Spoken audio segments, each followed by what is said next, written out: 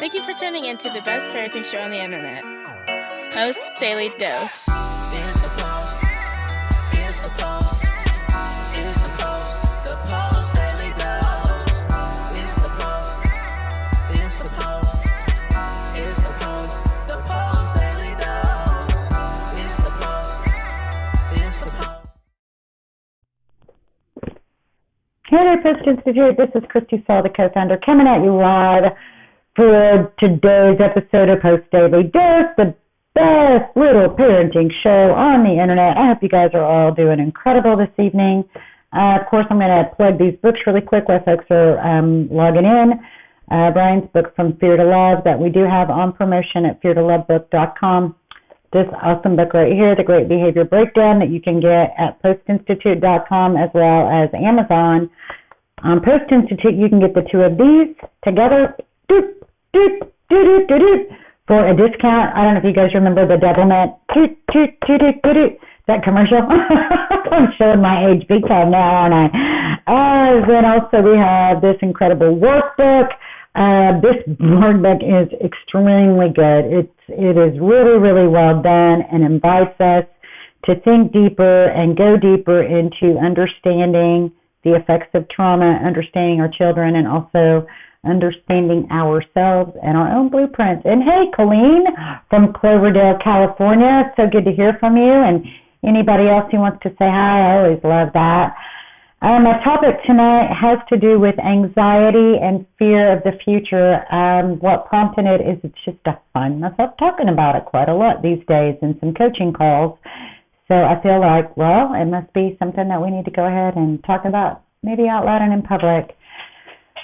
So I think it was probably about maybe 6 or 9 months ago. Hey, 6 or 9 months ago, Brian said something in a daily dose, and I think I later created a graphic out of it that just really clicked, because he was talking about how anxiety is a fear of the future, but it's connected to our past. And so oftentimes people who experience really high levels of anxiety are people who have experienced wounds in the past. Could be domestic violence, could be abuse, could be neglect, could be, like becoming homeless or financial ruin or divorce or whatever has happened in the past. And a lot of times anxiety will grow right out of a vow that we have made that bad thing will never happen to us again. We're going to do everything in the world to prevent this bad thing that happened in the past from happening again in the future. So we become really, like, neurologically, it's like becomes a default to be neurologically anxious about the future.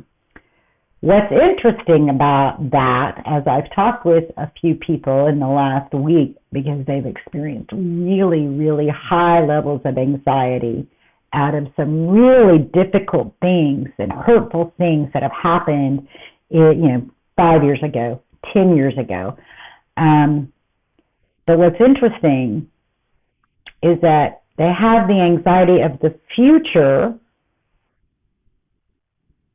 but they miss the reality that the future is happening now, and now, and now, and now. So the future's coming just that quick, just that quick, just that quick. And the anxiety that's promising to keep you safe is also creating a lot of distress in the present. And it's creating a lot of distress, not just internally for the person, but also because these people are also parents. It's creating a lot of anxiety for their children because we set the thermostat. I know it's a big responsibility, isn't it? It's a big responsibility for us to do our own work, our own healing, our own deep processing, because as parents, we do set the thermostat of the emotional tone in our home. And so if we are feeling anxious, just like when our kids are feeling anxious or stressed, we'll usually get a little flip of the amygdala as well. But then we look around and we're like, okay, everybody's safe, so I don't really need to be hijacked, so let's help everybody calm down.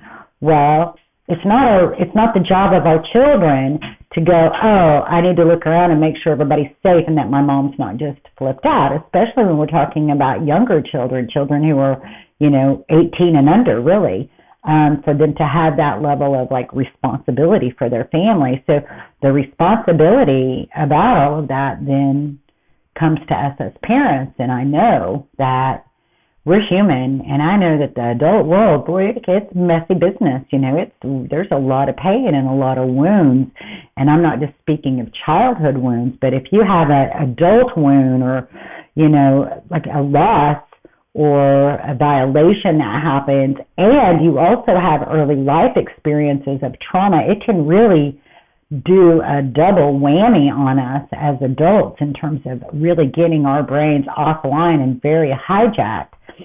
But the thing is that the anxiety is a false reality of effort to protect in the future, and it gets us out of, like, the present is so fleeting. I mean, when you think about it, and I know this is sort of a mind bend, but when you work in this arena and you see people who month after month after month are living in that state of fear and realize that they are missing the present because the future's now. Every second's creating a future and every second is creating a past as time goes. It just goes like that, right? So when we're living in that state of being super hijacked and super anxious in an effort to try to create safety because of wounds that have been experienced, we really are missing the moment. We're missing the moment that if, in fact, things are safe right here, right now, then these are moments for us to savor, for us to enjoy. So those tips, this is coming directly out of what some people would think of like an anxiety attack. So it doesn't even have to manifest into a full-blown anxiety attack. There are people who are walking around functioning at such an intense level of stress and anxiety and fear of the future that they don't really peak and valley like an anxiety attack that resolves. They're just up here all the time. Whew, and that is like it's hard on our health. It's hard on our adrenal glands. It's hard on our entire nervous system. It's hard on our digestion. Everything in our body gets affected when we're functioning at that level of stress. And so one of the things that I have found for these families that I'm thinking of in particular, it's been really helpful, is using those five: what I see, what I feel, what I taste, what I touch, what I smell, things in our physical presence to get grounded, to bring our brains back to the present moment. In this moment, am I threatened? Is the threat real or perceived from my past? In this moment, am I safe? Creating mantras. I think mantras, mantra, whatever. Tomato, potato, mantra. Those thoughts. Anyway, we could go on with that forever. Creating mantras that help to edify us, to help build ourselves up from the inside. Oftentimes we're hearing something in our mind that we picked up someplace. It could be a message of doom. It could be a message about our value, a message about our self-worth, about our capabilities. When you pause and listen, what is your internal dialogue? It's said we talk to ourselves more than anybody else talks to us. What's your internal dialogue? What are you hearing there? When you're quiet and those thoughts are coming around, are they thoughts of fear? Are they thoughts of doom? Are they thoughts of the future being bleak and out of our control and dooming? Or are they, can we have a curiosity, a hopeful curiosity about the future? Are they thoughts, or is it like a voice that maybe sounds like your parent talking about how amazing you are or how unamazing you are? Where are the tapes? What are the tapes saying that are, I picture those old reel-to-reels, that they use in recording studios. What are those tapes saying? Where did those tapes come from? What story are you telling yourself in your mind? Is that story the truth, or is it a big fat lie? That's a really good question, and a big question to ask yourself. Is this anxiety I'm feeling, is it the truth, or is it a lie? Is it projecting fear from the past into the future so that I can hopefully be braced for something negative? Because here's the thing. We have this other part of our brain called our reticular activating system, and that's the part of our brain that when you decide you want a red car, you see red cars everywhere you go. Right? So it's the part of your brain that helps you begin to notice what's already been around. So the world's like this great big canvas, and our reticular activating system will cause us to focus on the things that we have told it to focus on. So if the tapes are about gloom and doom and anxiety and fear of the future, then you will get what you're looking for. And nobody deserves that. Nobody deserves that fear of the future. So it's really the piece of noticing your surroundings. Am I safe in this moment?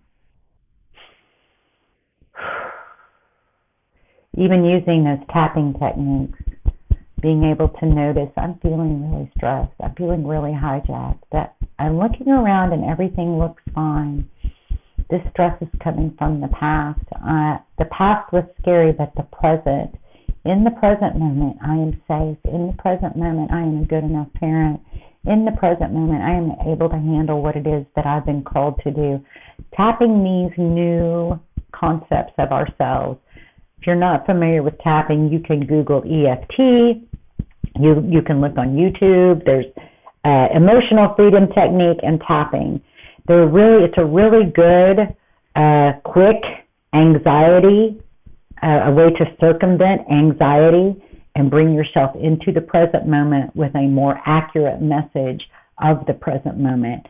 So I hope there's something in that that's helpful. I know when we're called to lead our families and we have our own adult challenges that are, they may be connected to our children, but they are not the fault of our children, nor they are the responsibility of our children, that working on our own business, our own issues, our own challenges, our own struggles, whatever it may be, so that we can be thriving more than surviving, so that we can be more optimistic about the future, so that we can be, because we're already setting the thermostat, but we want to be able to be more mindful and aware of that. And I know that's not easy. I know what I am talking about is not, I can sit here and talk about it in a 3 to 5 minute video, but these are things like, this is practice. The first piece of practice is the awareness. Simply becoming aware that you are projecting fear into the future and therefore affecting your present is a huge awareness. It can give you a huge aha of, oh gosh, I had no idea how fearfully I was living. That is the very first step. So just taking that first step of really analyzing, shining the light on what your own self-talk is. What is the message that's playing in your mind, and where did it come from? Analyzing whether or not it's the truth or a lie is the very beginning stages. Once you can break that down, then you can activate some different choices and some different narratives to be playing in your mind. So I hope there's something in that that's good for you tonight. I hope that if you've been in that space of experiencing this really overwhelming anxiety about the future, practice that breathing.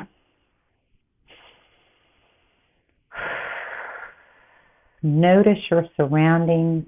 Am I safe in this moment? In this moment, I am safe. In this moment, my children are safe.